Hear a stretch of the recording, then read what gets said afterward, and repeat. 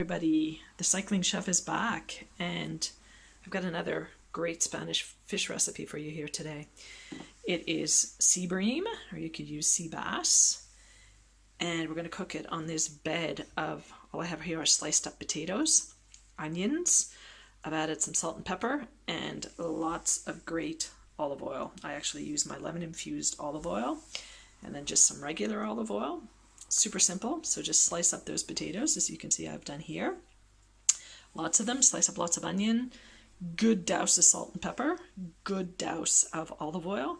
And these are going to go in the oven first to pre-cook, and then we will be putting the sea bream on top, and I'll show you how that all works. Stay tuned. So here we have phase 2 of our sea bream in the oven. As you can see, I've got my potatoes and onions all nice and roasted. I've added halfway through that cooking about just 2 small tomatoes cut up, mixed it in.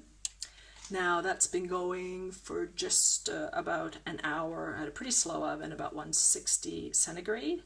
And now with this all done, we'll prepare the fish, put it on top, and finish off the fish in the oven. Okay, so while our potatoes are in the oven and cooking, I have started preparing the fish. What do I have here? I've got 2 pieces of garlic. I actually put some cilantro in because I didn't have parsley. And I just chopped that up with some salt and some olive oil, and we are going to stuff this inside the cavity of the fish. I just put some lemons here on top, and then we're going to put everything on top of the potatoes and put it back in the oven. So more to come. Okay, so now we have Mr. Fishy almost ready to go into the oven. So I've stuffed the inside cavity, as you can see, with the garlic and cilantro or parsley, a bit of olive oil, some salt.